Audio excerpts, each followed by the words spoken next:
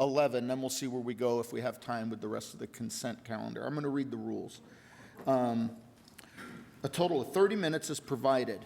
So we're already going to be a little bit over that. A total of 30 minutes is provided so members of the public may address the city council on items that appear within the consent calendar or a matter not listed on the agenda.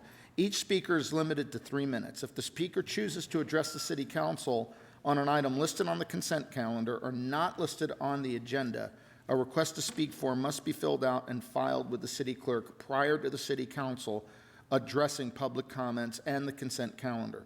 Once the speaker is called to speak, please come forward and state your name for the record. For all public hearing or council business items on the agenda, a request to speak form must be filled out and filed with the city clerk prior to the city council addressing that item. Each speaker is limited to 5 minutes. So tell me, on the consent calendar, Madam City Clerk, what items do we have speakers on?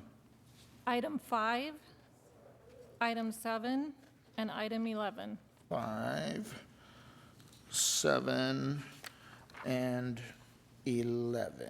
Okay, got that. And we'll see how time goes. And I know we have a president of Mount San Jacinto College here. If we run a little longer, we'll go ahead and we'll take 7 off the consent calendar out of order, because I was going to pull that anyway. Okay, looks like we're good to go.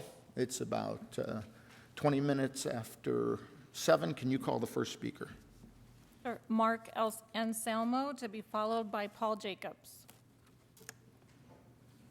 Mr. Anselmo, good evening, sir. Next speaker, please.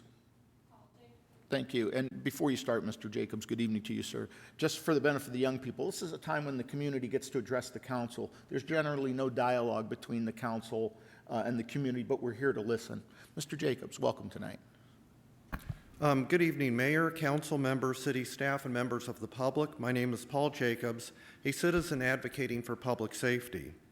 And I'm glad to see that later on the agenda, this council is expected to finally fund almost $10,000 for a consultant to provide a sidewalk gap analysis. Thank you for taking this first step on the issue of missing sidewalk linkages. Last I had heard, Mr. Butler and Public Works staff were creating their own map and sidewalk gap analysis. City Manager Aaron Adams told me that I would be notified of progress the city was making on the sidewalk issue, but I was not notified of the sidewalk study buried in item 5 on tonight's agenda. Mr. Butler gets a raise and a promotion after not completing the city's attempted sidewalk analysis, so now a consultant will get paid to do the work.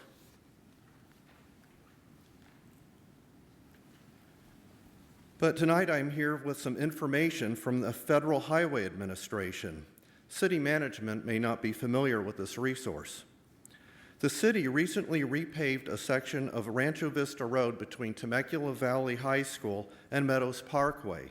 Had any thought been given to the nearby schools and residences, a shoulder should have been included in this project.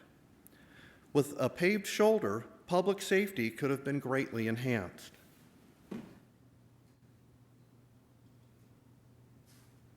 According to the Federal Highway Administration, a paved shoulder reduces pedestrian crashes by 71%. Head-on crashes are reduced by 15 to 75%, and sideswipe crashes decrease 15 to 41%. Paved shoulders provide a stable surface off of the roadway for pedestrians to use when sidewalks cannot be provided, and also provide an increased comfort level for bicyclists. Many people cannot drive a car and are reliant on walking and public transportation to get around. Children, older adults, and people with disabilities make up a substantial portion of the population, up to 37% in some states. The Federal Highway Administration recommends public officials be proactive when it comes to pedestrian safety. I am glad Temecula is finally making baby steps in this direction. Thank you. Thank you, Mr. Jacobs. Next speaker, Ken Nordstrom, to be followed. please. Carol Malin, to be followed by our last speaker, Wayne Hall. Good evening, Ms. Malin. Hi, good evening, Mayor and council members. Could you pull that microphone a little closer to you there? I will. I live in the city of Temecula in Temecula Hills, and I have a volunteer role in Temecula Hills as a liaison between all of the residents. There's 1,500 residents in Temecula Hills to the city council. They did that, of course, every citizen is welcome to call City Hall and email the council members, and we've found that to work very well. But sometimes as a conduit over certain issues, it's funneled through myself. It has come to our attention, this is about Rancho California Water District, and as you know, there's been a rate hike. And in doing that, of course, everybody starts going through their bills and taking a closer look at them. And we've noticed there is a whole team of residents in Temecula Hills that started working on this project. And we took a look and we noticed, and we should have noticed before because it's been happening over maybe 2 or 3 years, that the bill cycles are not always the same. The bill cycles are 28 days some months they're 35, some months they're 33. It causes a lot of confusion about how much we're being billed, and in the months that they're higher, like 33 and 35, it's bumping residents up into a higher tier. I can speak for myself, I have my bills here. When I'm in a 30-day period, I never go over tier 1. But when they have 35 days in a billing period, I go into tier 2. Therefore, I'm paying more money. So we started to calculate it out. We took a close look at this. In fact, I called the city manager's office trying to find out who has oversight for Rancho California Water. I called the Public Utilities Commission for the state of California, and they say that this municipality, they do not cover that. Somebody must have oversight, perhaps, for Rancho California Water. I can't find out who that is. We don't know who that is. Oh, it isn't. So that's really that's the reason I'm here, is try to get to the bottom of who do we go to next. We do want to go. There's going to be a team of us that are going on September 12th before the board for Rancho California Water for an explanation, because each one of us has called individually and we've all gotten different answers. The answers are, it's because the meters are read on Wednesdays. I'm sorry, that doesn't really make any sense. If you just do simple math, and you come out with, we calculated it just January, February, and March, we came up with 92 days that they're billing us. There's only 91 days in that billing period. Therefore, you're paying for an extra day. It goes on like that. Something is not correct. Ms. Malin, your time is up, but let me ask you a couple of questions real Yes. quick. How many residents are you representing in Temecula 1,500, as part of the HOA? yes. Would it be beneficial to you if we inquired of Rancho California Water and asked them to come down and make a presentation Yes. regarding their bills? That would be great. Okay, Mr. City Manager, could we go ahead and get them on the agenda? Yes, sir. We can contact our CWD, and I believe, Ms. Malin, you may have contacted our office today. We haven't had a chance to call you Yesterday. back. So. It was yesterday, and I usually get a call back right away, and I understand that, but I knew that the meeting was tonight, so. That's okay. Your question is a fair one. Yes. There's a lot of people who want an answer to this question. Yes. And you know what? I believe it's Matt Stone, who's the General CEO over manager. there. Great guy. I think he'd love to come down here and Okay. very community oriented, and he'll answer that question. All right, thank you. Ms. Edwards had a comment. And I would also recommend that you go. They have board meetings, just as we have council meetings, and you should go and address the board of directors. And one of Yes. them certainly should be willing to meet with you, or maybe they can offer you an explanation that night, other than we read the meters on Wednesdays. Right. They have, as I said, we are intending to go on September 12th at 8:30 in the morning when they have the next board meeting. But because we had called and found out that the Public Utilities Commission did not have oversight over Rancho California Water, really we were wondering if the city did. So that's what drove me here tonight. And if it's possible, Mr. Adams, if I could have a short period of time, set up a meeting with you so that we have a little bit more cohesive questions when they do come Let's to do make this. a Let's do this, presentation. because I want to make it real clear. I don't want to put Rancho California Water on the spot. Mr. Stone's a good guy, and Okay. I'm sure as a community service, he'd want to do that. Maybe you sit with Mr. Adams, Okay, and as collectively as a group, if you can answer their questions. If after that, collectively as our citizens, because you're our citizens. Yes. And if there's a general question that Rancho could serve a community purpose by coming to our meeting, then we'll invite them here. Yes. Again, I want to make it clear, not to challenge Yes. them, but just Right. as community information. I think that's a good idea. Mr. Washington. And you're aware that they had an election for board? Yes. It's tonight. Yeah, Yes. it closed tonight. Yeah, But that's why the Public Utilities Commission gave you that response. They don't have oversight because they have their own elected board. right. Okay, so they don't answer to us, but we're, as the mayor said, happy to facilitate. Yes, I Because realize you're our that. The citizens Public on- Utilities Commission did tell me that because they did not oversee them, that perhaps it was either the city or the county. So we were just trying to get to the bottom of it. I think I think it's that's a little, neither. It's their board. yeah, that's a little disingenuous on the PUC's part because every public agency that has an elected board is responsible for their own I activities. see. Oh, okay. Yeah, the PUC oversees All right, I see. private companies such as Edison, who does not have I a didn't know that. publicly Okay. elected board. Okay, Yeah, all right. Thank you very much. sure. You're very welcome. Thank you for coming this Miss evening. Malin, I'll be contacting you and we'll set something up with Mr. Stone. Okay, thank you very much. Mr. Hall, before you come down, I'm going to bump you to the end of the meeting. Okay, sorry.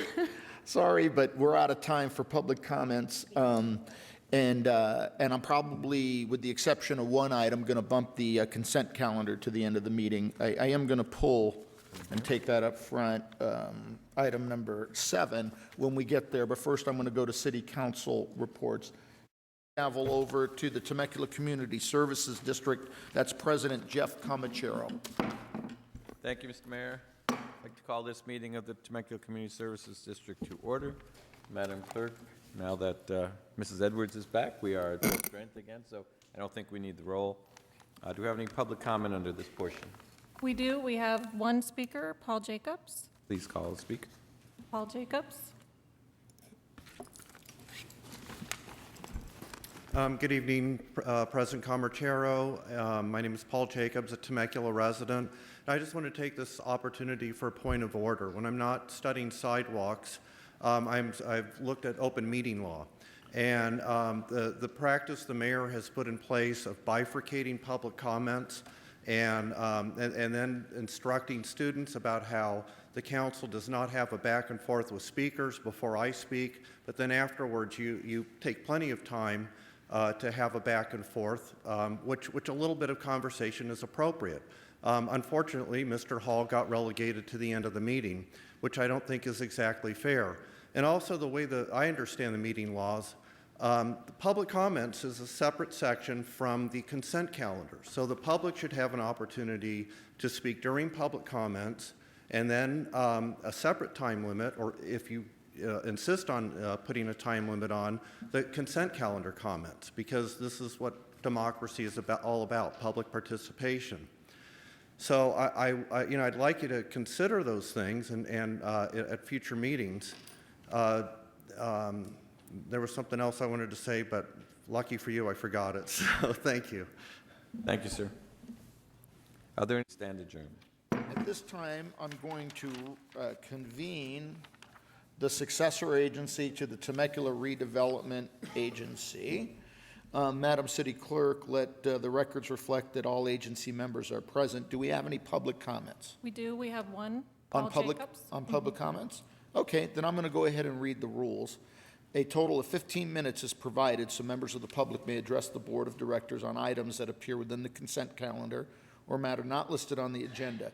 Each speaker is limited to 3 minutes. If the speaker chooses to address the Board of Directors on an item listed on the consent calendar or matter not listed on the agenda, a request to speak form must be filled out and filed with the City Clerk prior to the Board of Directors addressing public comments and the consent calendar. Once the speaker is called to speak, please come forward and state your name for the record.